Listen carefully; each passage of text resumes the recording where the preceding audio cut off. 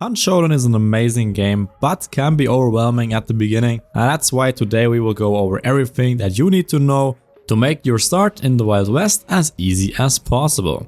Now, when you launch Hunt Showdown for the first time, there's a lot happening in the main menu already, but don't worry, we will go over everything, but you will also hear one of the best theme songs ever.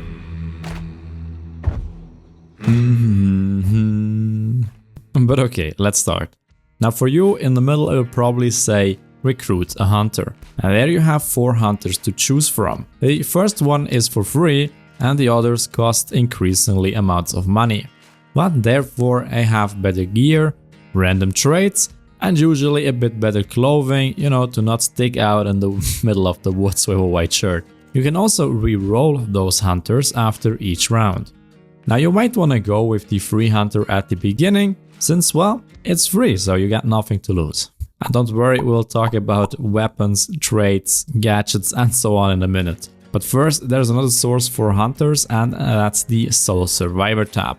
They are the winning candidates from another game mode, more on that later. And then we have the legendary hunters, and those are basically just skins, which you can unlock via playing the game or buying DLCs. They also get free random traits. Now, those traits can give your hunter new abilities or improve existing ones and allow you to tailor your hunter exactly to the playstyle that you prefer. And those traits are bought via trait points or hunter points, which you get for leveling up your hunter. For each level, you get 1 point. Now with that, you can then buy whatever trait you want. Now most traits are pretty self-explanatory, but there are some that are pretty game-changing. That's for example fanning.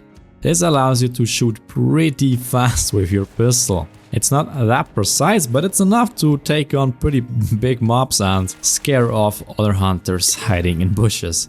But don't worry, by your progress through the game, you will get to play with each perk at least once, so you will get a feeling for what you like and what you don't.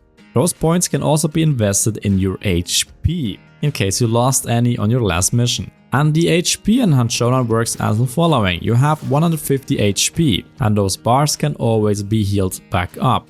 But if you go down or burn, you will lose a health bar, and this means that you now have less max HP. In this case, for example, instead of 150 we now have 125, and the only way to get those bars back is by buying them in the main menu or banishing a boss, more on that later. Now this is basically to limit the amount of times that you can get revived by your teammates. And again, should you extract early, you can also buy them back in the main menu. And that's what we can do with the XP that our hunter gathers. But there is also a bloodline level. And that's basically the level of your account. Because hunters can die anytime and then they're gone. So while hunters are temporary, the account level is not. It's also how you unlock new weapons, gadgets, traits and so on. But now that we have 2 different places where we can gain XP, how does it work? It's actually pretty simple. After each mission, you get XP and dollar rewards for pretty much every action. You can check the details tab for more information, and those experience points now go directly to your hunter. And while he is leveling up, you have certain milestones that when you reach those, you get experience points for your bloodline level. Now the milestones and where they are placed might change in future patches and so on, but the concept stays always the same. You get experience points for your hunter, and for certain milestone that your hunter achieves in terms of level, you get XP for your bloodline level. Furthermore, once your hunter reaches level 25, you can retire him and get 100 XP per level for your bloodline level. Now this is a good way to really speed up how you progress through the bloodline. There is of course more, but now you already know more than a lot of Hunt Showdown players, because that's not that common surprisingly. So thumbs up to you, you're becoming an educated hunter. Now with every level as you progress further, you unlock more and more things that your hunter can equip. Which brings us to our gear. Now most weapons are as expected from 1895, so either bolt action or just 1 round and then you have to manually reload. With a few exceptions and revolvers of course. And by the way, you have the ability to filter, for example by size, so let's check out the big weapons first. Now those are 3 slots, and that's shotguns, rifles, crossbow, bow and some very special ones. Now those are usually your primary weapons, because you have 4 slots in total, and how you fill them up is up to you. You can use 3 and 1, 2 and 2, and there is even an option to go 3 and 2 with a certain trait. Now for example, for 2 and 2, there are 2 slot variants of most weapons. The problem here is that, well, when you saw off a shotgun, it has some disadvantages. Less damage, less range. And for rifles, the weapon is harder to control, so it swings around a bit more when aiming down sight. Now this can really make it difficult to hit moving targets, especially if they are further away. So my recommendation, especially at the beginning, just use primary and a revolver of some kind. And in Hunt Showdown, your secondary is the first thing you pull after you shot your main weapon. Because again, in Hunt Showdown, most weapons just have 1 round, and after that you need to reload, which takes a lot of time, so you switch to your secondary and finish the guy off. Now don't worry, your fights at the beginning will not look like this. Hunt Showdown has an excellent matchmaking, so as a beginner in the game, you will also only play against other beginners. There are more variants, of course. For example, there are silent weapons, but again, they also have some drawbacks. For example, the handling is again worse, and the damage output and the max range also gets decreased. So I would not recommend them in PvP, but they can be helpful in PvE. And there are variants that have a knife in front. This again decreases the handling, but once more it's good against PvE. Or from time to time you might get a drop on an unexpected hunter, but it's rare. And lastly, we have the sniper variants. They just have a scope on top. Furthermore, you can also change the round that you use. And there is a lot to choose from depending on the weapon, fire breath, penny shots and whatnot. And my personal favorite, a dum-dum. So that's a lot to choose from, and sometimes it's not as obvious on what you have to do to unlock certain rounds or certain variants. And that's what the library is for. There you have a weapon book in which you can just look up what requirements need to be met in order to unlock XY. Now that's a general overview about weapons. I know, pretty quick, fast, there's a lot more to cover, but I don't want this video to be an hour long. If you want to know more and a good starting point, I can recommend the budget video on the channel, which covers exactly that. And yes, that's shameless self-advertisement, but the feedback on that one was pretty good, so I don't feel that bad. Then let's talk about tools and consumables. For tools, we for example have throwing knives, axes, and they will refill after the mission. Then we have the spyglass. And to be honest, nobody in the community knows what this thing is supposed to be good for. So maybe a rework, correct tech? Then we have different kinds of knife for close combat, and of course first aid, which is very important because you are gonna need a way to heal yourself. Then we have consumables, and for example we have a lot of shots here. For example, an antidote shot, which makes you immune to poison. A stamina shot, which completely negates stamina depletion. You have infinite amounts, so go ham, sprint around, fight with everyone in close combat because you can. And we have a health shot, if for some reason you lost HP and need to heal. And lastly, a regeneration shot, which just restores HP slowly but steadily. And we also have a lot of things that we can throw. A lot of different dynamites, small to big, fire, sound bombs. You can even throw bees at opponents. So a lot of different stuff, and best you just try what fits your playstyle. Just as a quick hint, you're able to mark certain items as favorites, and then you're able to filter by favorites by clicking on this star. This way you don't have to scroll up and down to find items that you need basically every other mission. Alright, it has been about 8 minutes and we're still not in the game, so those were the basics that you just need to know and understand, and you can sufficiently equip your hunter and use them in missions. But what kind of missions do we have? There are different game modes, for example Trials, which is an offline mode. Now those are different challenges that allow you to practice different weapons, allow you to play against different opponents in different scenarios and so on. But again, it's basically single player, and if you ask, why on earth should you do that? There are of course also some rewards. Now, there are 3 types of challenges. First one being a race. Second one is shooting practice, which in my opinion is the easiest to get 3-star, unless you miss the last shot. Never mind, there we go.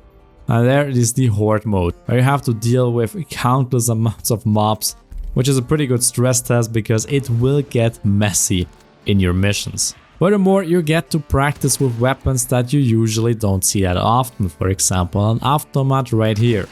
And again, it's a good practice, but you don't have to do them. But it's a good way to spend time when you're waiting for a teammate, for example. And then we get to the main game mode of Hunt Showdown, and that is Bounty Hunt. And here we have a few options, for example matchmaking. You can turn it on or off, and when on, the game will queue you with other players on your skill level. You can see your skill level on this curve, it's represented by stars, and I would recommend that you never turn that off unless you have 5 or more stars. Furthermore, Bounty Hunt is always at least with 2 people. You have the option to go in alone, and if you play as a duo, you can choose to play against trios as well. So you can always choose to play underdog, but not the other way around.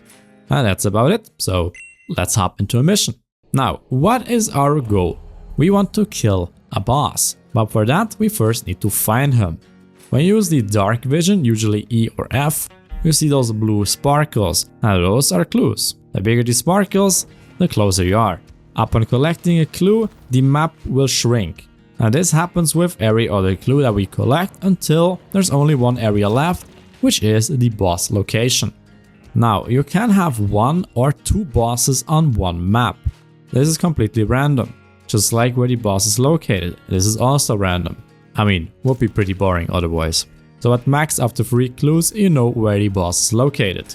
Upon arriving at the location, when you use the dark vision again, you see this white pulse. This means there are no other hunters in the close vicinity. Should this be red, you know there are other hunters nearby. Same goes for the clues, by the way. If they are red and make a noise, other players are nearby and you should be careful. But it's white, so let's go in. There are many ways to fight bosses, more on that later, but with time you will know what gadgets to use to kill them pretty efficiently. And by the way, I'm showing the butcher on purpose and not the spider because I heard that a lot of people don't really like how the spider looks. And I mean, I get it, it's a pretty big one. But I gotta say, on the Christmas event, she looks pretty cute with all those socks on. However you kill the boss, once he dies, you can banish him. Now this takes some time. Also, every hunter on the map gets a notification that the boss is being banished and sees exactly where.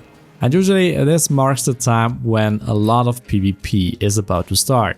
And now it's up to you, you can either play defensively with traps or you rush out and try to take out hunters before they become a problem. And sometimes you get a little bit of help by other mobs, just like for example this good boy right here. Now once the banishing is completed, you can pick up a bounty. And then you can see you have a number on your left bottom corner now. And these are the remaining seconds for your boosted dark vision. And for this amount of seconds you're able to see where the enemies are, basically a limited wall hack. Although it's not precise, it's more of a general area rather than a precise position. In my case, it allows me to see that the enemies are on one side and the exit, this icon right here, is on the other side, so pretty easy choice, I'm gonna head out. Now just remember you have only 5 seconds to use this. You can only regain seconds by either picking up a clue or looting a dead hunter. So use those 5 seconds very wisely. Because every other hunter sees your location. Because you can always see where a bounty is on the map with this little lightning icon. You can also see the lightning in the dark vision, so it's pretty easy to locate you across the map. Once you arrive at the exit, you usually have some guards around, and once you move in close enough, the extra countdown starts. Now other players can push you during this time, and if they move in too close to the exit, the countdown will stop and you will have to deal with them. But should you successfully extract, you now get your rewards. For every action in the game you either get XP or dollars. Especially actions related to finding the boss, killing the boss, bounty and so on. You can also open all the details of the mission and see exactly what got you how many XP or dollars. And before we talk about the different mobs on the map, we talk about Quickplay, one last different game mode in Hunt Showdown. Here you can choose a hunter for free and can also choose a starting weapon also for free. And then you're basically in a battle royale. Because now you can find equipment all across the map, which you can pick up and of course use. And the main goal here is to find 4 clues. Because the first one to do so will activate the wellspring, which you then have to defend until the wellspring is depleted. Should another hunter be able to kill you, he will take control of the wellspring. And then he has to defend the wellspring from other hunters and so on. The winner is whoever has control of the wellspring when the last drop is collected and the wellspring is depleted. And for that you get money, and also your hunter gets saved and is now in the Soul Survivor tab for you to recruit him for free, with all his perks, all his gear and so on. And now you might say, wow, that sounds fantastic, I'm only gonna play this game mode. And there is a drawback, and that is this game mode doesn't have matchmaking. Which means currently the game mode is dominated by really experienced and good players, making it pretty hard for beginners, so it might not be the best idea to start with this. Who knows, maybe there will be a matchmaking in the future with more players, but as of now, it's pretty hard. But okay, now let's talk about the mobs. First off, we have grunts, just basically default zombies doing default zombie things. And once they spot you, they will attack you. But they're very easy to deal with, so it's more of an inconvenience rather than a real danger. There are many different variants, some will try to burn you, others have knives, and so on. Then we have everybody's favorite grandma, the Hive.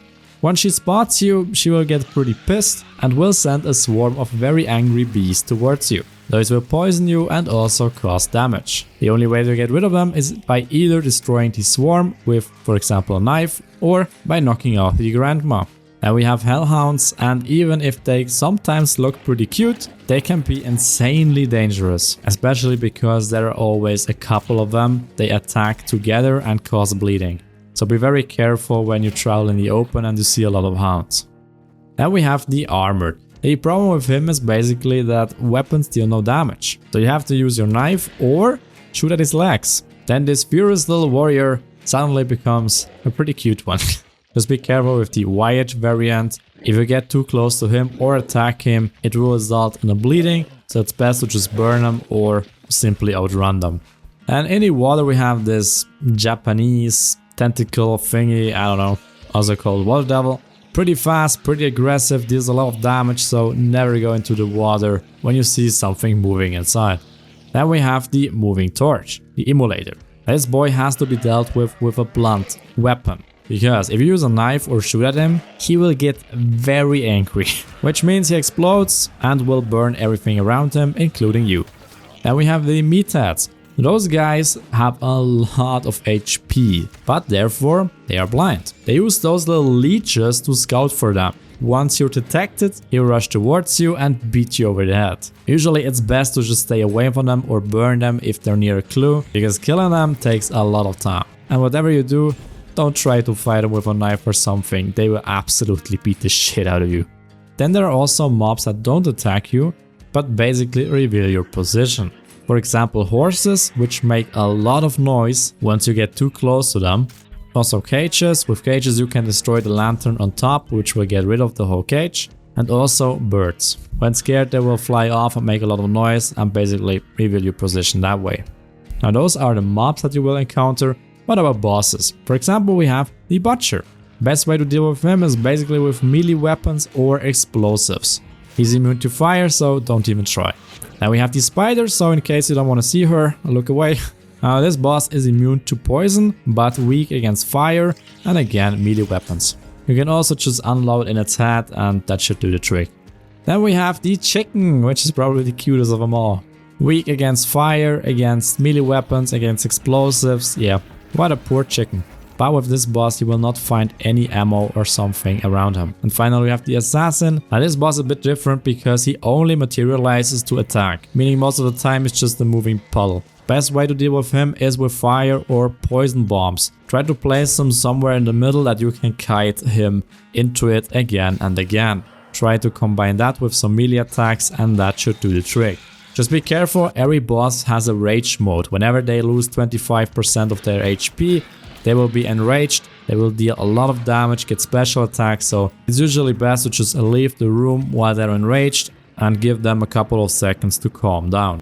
Then we have just one topic left to talk about, and those are interaction items. For example, we have the ammo crate, which restocks your ammo.